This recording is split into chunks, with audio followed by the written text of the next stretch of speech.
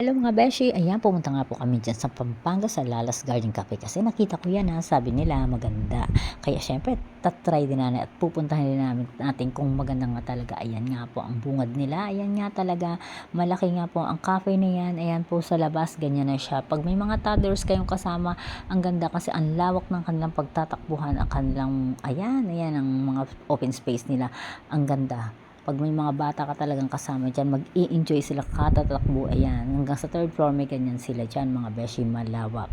At saka ang lamig kasi mahangin talaga siya. Maganda kasi ang panahon nung pumunta kami, ayan, kanina, hindi siya masyadong mainit. Kaya ayan, beshi, mahangin siya. Ayan, tapos ang kanilang mga food, okay naman. Yung kanilang mga breads, iba't ibang klaseng mga breads meron sila, may mga rice meal din sila dyan.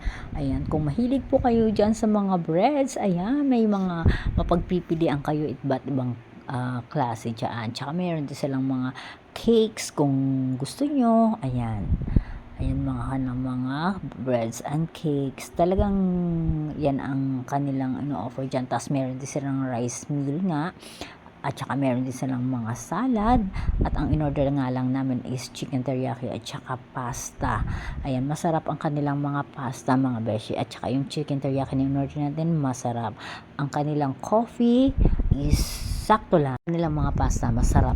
At saka yung kanilang rice. At saka yung place talaga pang Instagrammable talaga. Pang post. Asa ang ganda ng place. Talagang hindi ka, sulit talaga pag nagpunta ka dyan. Ayan.